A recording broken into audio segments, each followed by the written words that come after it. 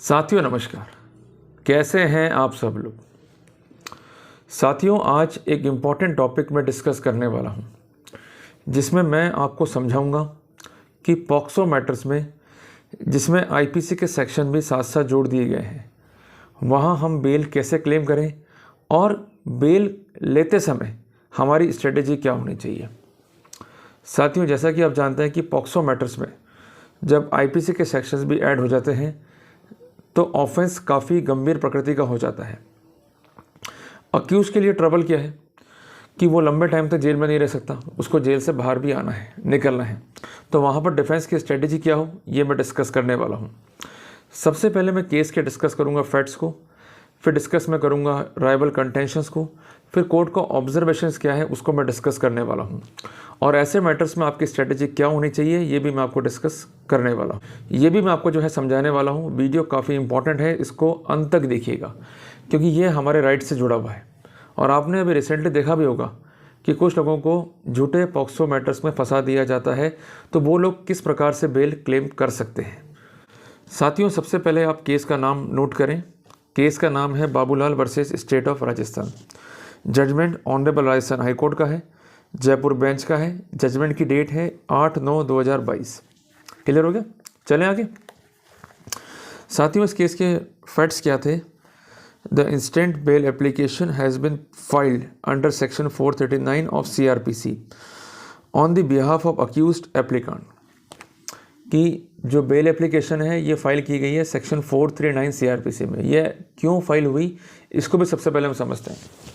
साथियों, जब भी कोई FIR दर्ज होती है तो अरेस्ट करना है या नहीं करना है ये डिस्क्रिप्शन है आईओ का। बट सुप्रीम कोर्ट की गाइडलाइंस क्या है कि अरेस्ट रूटीन मैनर में नहीं हो सकता, आप किसी की लाइफ और लिबर्टी से खिलवाड़ नहीं कर सकते। पर इसके बावजूद भी यदि आपको गिरफ्तार कर लिया गया है तो आप सबसे पहले कंसर्न मजिस्ट्रेट के समक्ष आवेदन करते हैं। और कंसर्न मजिस्ट्रेट अगर आपकी बेल स्वीकार नहीं करता है तो वहाँ पर आपको सेशंस कोर्ट में अप्लाई करना होता है। और सेशंस कोर्ट भी बेल नहीं देती है तो वहाँ पर आपको हाई कोर्ट में अप्लाई करना होता है।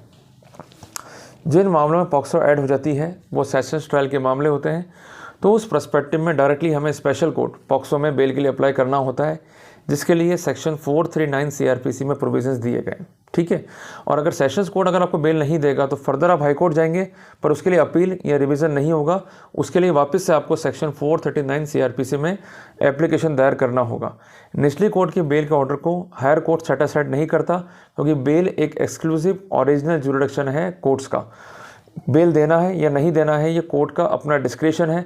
अगर कोर्ट आपको बेल देती है तो निचली कोर्टों को उसे एग्जीक्यूट करना होगा, और सेम कोर्ट बेल देती है तो उसके पास सेल्फ एग्जीक्यूशन की power as per CRPC available होती है। The accused applicant was arrested in connection with FIR number so and so PS so and so for the offence under section 366, section 344, section 328, Section 376, subclause 2, subclause N of IPC, read with Section 11/12 of the POCSO Act। साथियों, अगर आप section को एक बार देखें तो बड़े ही गंभीर sections accused पर लगा दिए गए कि उसने कॉन्स्टेंटली जो है वो रेप किया और उसके द्वारा सेक्सुअल हैरेसमेंट जो है कंसर्न प्रोसिक्यूटर्स का किया गया, और उसके अलावा उस पर एब्डक्शन के भी आरोप लगाए गए हैं। तो ये आरोप काफ़ी गंभीर प्रकृति के हैं, जिस कॉन्सिक्वेंस में लंबे टाइम तक आपको जेल में रुकना पड़ सकता है।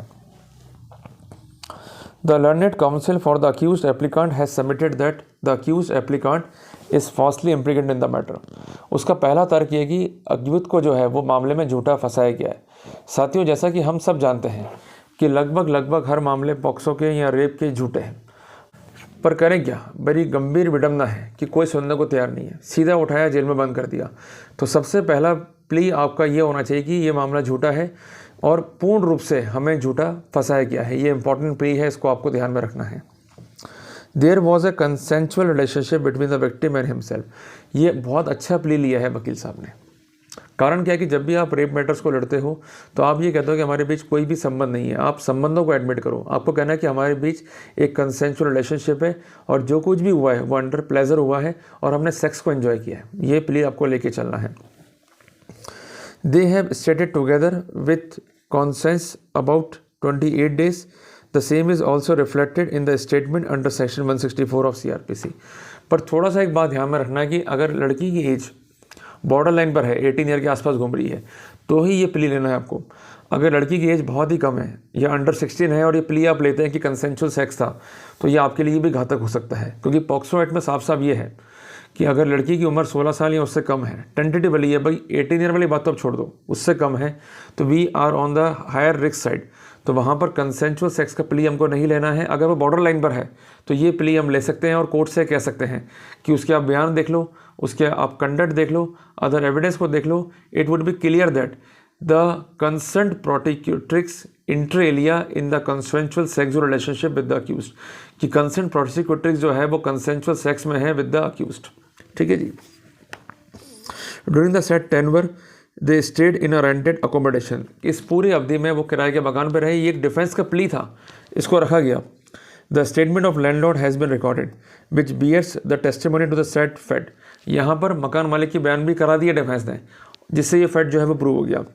The learned counsel submits that they even stayed in a hotel for few days, the victim was accompanying the accused applicant out of her own will, और ये होटल में भी रुके और जब तक ये साथ में रही तब तक इसकी खुद की ये विल थी। ये प्ली क्यों लिया उसने, एडवोकेट ने, ये आप समझें, क्योंकि सेक्शन 375 का जो इनिशियल पार्ट है वो ये कहते हैं कि अगर आपके संबंध बाय कंसेंट हैं, बाय विल हैं, तो किसी भी रूप में आप रेप के लिए जिम्मेदार नहीं होंगे। और एक बात समझो, जो चीज़ प्रकृति ने दी है उसको हम एंजॉय तो करेंगे ना, बट कई बार क्या होता है कि कुछ लोग गलत इस विद्या का दुरुपयोग करते हैं और अनजानी रूप से जो है अवैध संबंध बनाते हैं, परेशान करते हैं। वो चीज़ तो गलत है, वो चीज़ तो क्राइम की परिधि में आनी भी चाहिए। पर जहाँ लड़की खुद एंजॉय कर रही है, सेक्स कर रही है, मज़े ले रही है, और उसके बाद वो कहती है कि साहब मेरे साथ रेप हो गया, तो वो जस्टिफाइड थोड़ा है कि आपके पैसे भी खर्च करा दिए, होटल में भी रुक गई, रेंट में भी रुक गई और इधर उधर भी घूम ली और अल्टीमेटली कहती है कि साहब मेरे साथ रेप हो गया, तो इट इज़ नॉट जस्टिफाइड।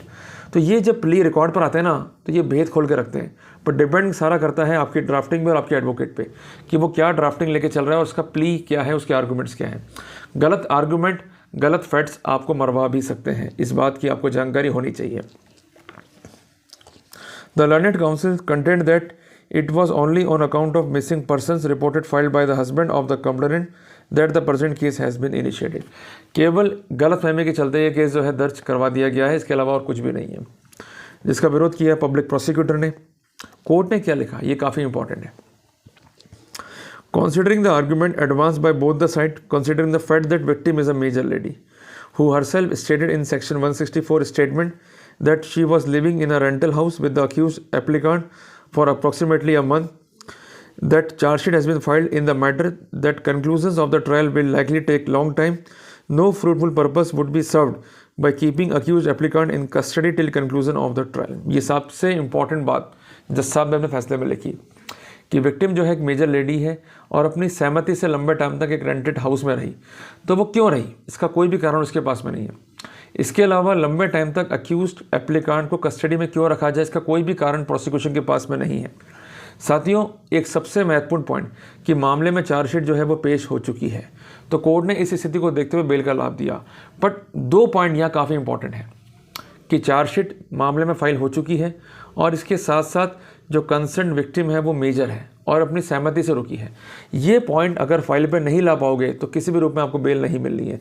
तो इस पॉइंट को जो है लेकर आपको चलना है और जल्दबाजी बेलों में नहीं करनी है। चार्जशीट तक का वेट करो, अगर चार्जशीट फाइल हो गई है तो ईजी रहता है बाहर निकलना बेल के पर्सपेक्टिव में। तो साथियों, घबराने का नहीं है, केवल हमें समझ से काम लेना है। निश्चित तौर पर हम अपने राइट्स को इन्फोर्स कर पाएंगे, निश्चित तौर पर हम एक एफिशिएंट रेमेडी कोर्ट से ले पाएंगे। अगर आपको वीडियो अच्छा लगा तो इसे लाइक और शेयर करना। मिलते हैं एक नए टॉपिक के साथ, तब तक के लिए जय हिंद, जय भारत।